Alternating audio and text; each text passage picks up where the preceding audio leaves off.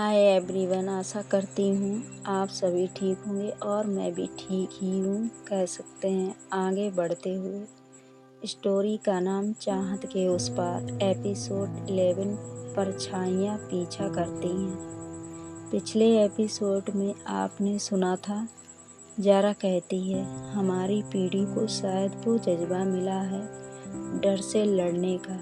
रिया ने कहा और साथ मिला है तुम्हारा। यह सुनकर जारा ने रिया का हाथ थाम लिया।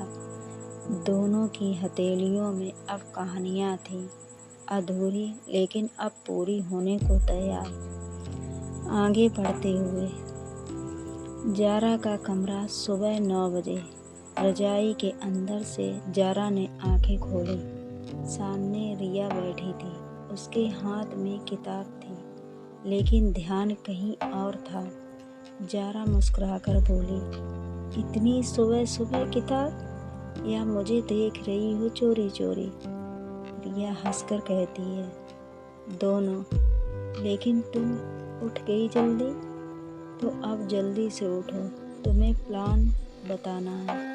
जारा उठ बैठी, बालों को उंगलियों से पीछे करती हुई कहती है, क्या प्लान है? रिया ने कहा, हम एक ट्रिप पर चले, सिर्फ हम दोनों, एक नई जगह जहाँ कोई पहचानने वाला ना हो, सिर्फ मैं, तुम और हमारा सुकून। जारा ने कहा, साउंड्स परफेक्ट, लेकिन जगह? तब रिया कहती है, कसोल, पहाड़, शांति और साथ में ठंडी हवा। वैसे भी तुम भी पहाड़ों जैसी हो, बाहर से सख्त, अंदर से कोमल। जारा ने मुस्कुराकर उसका हाथ पकड़ते हुए बोली, तो चलो फिर कसौली। 2 दिन बाद सुबह 6:30 बजे दोनों ने बैग्स उठाए, चश्मे पहने और कैमरा साथ रखा। बस में बैठते वक्त जारा ने पीछे देखा। एक लंबा सा आदमी घड़ी और काले चश्मे में बार बार उनकी तरफ देख रहा था। जारा धीरे से बोली, रिया, वो आदमी हमें घूर रहा है। रिया ने कहा, छोड़ो ना, ट्रेवलर्स होगा कोई।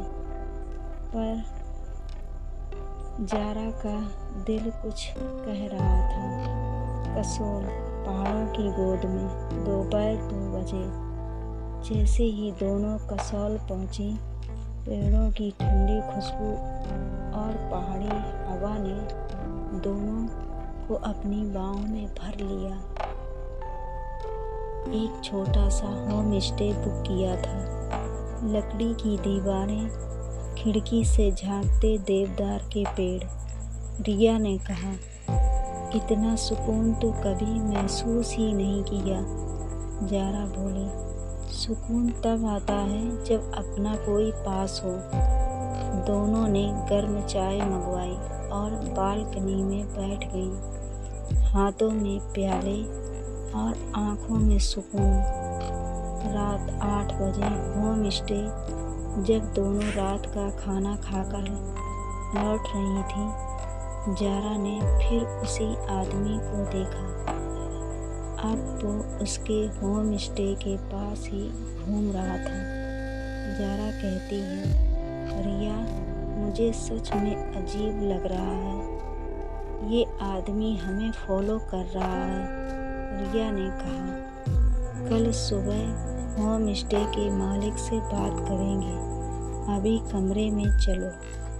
रात 11:15 बजे कमरे के बाहर दरवाजे के पास धीमे धीमे कदमों की आवाज़ सुनाई पड़ रही थी।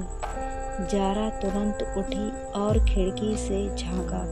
वही आदमी कुछ ढूंढने जैसा कर रहा था। जारा ने चुपचाप मोबाइल उठाया और दरवाजे को अंदर से लॉक कर लिया। रिया ने घबराकर पूछा, क्या हुआ? जारा ने कहा, तुम्हारी परछाई नहीं, मेरी जिंदगी का एक अधूरा हिस्सा लग रहा है ये। सुबह 7 बजे होम स्टे का लॉन्च। दोनों ने होम स्टे मालिक से बात की। उन्होंने सीसीटीवी चेक करवाया। आदमी एक दिन पहले से ही आसपास मंडरा रहा था। होम स्टे ओनर कहता है, मैडम पुलिस को इन्फॉर्म करना होगा, ये सेफ नहीं है। जारा ने कहा, प्लीज़ कॉल करिए। पुलिस पहुंचती है। आदमी को पकड़ा जाता है। उसका चेहरा सामने आता है। वो आयशा का बड़ा भाई था। जारा शन होकर बोली, रईस?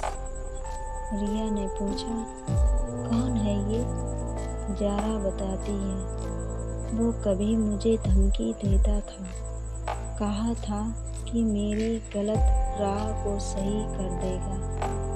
मैंने सोचा था वो दूर चला गया है। अल्फाजों के दीवाने तो बहुत मिलेंगे, अल्फाजों के दीवाने तो बहुत मिलेंगे। तलाश उसकी करो जो तुम्हारी खामोशी को समझता हो। देखते हैं आगे क्या होता है। रईस के इरादे डराने के नहीं थे, कुछ और छुपा था उसके पास। और जारा के पास एक चिट्ठी पहुंचेगी, वो जो उसके अतीत को फिर से खोल कर रख देगी।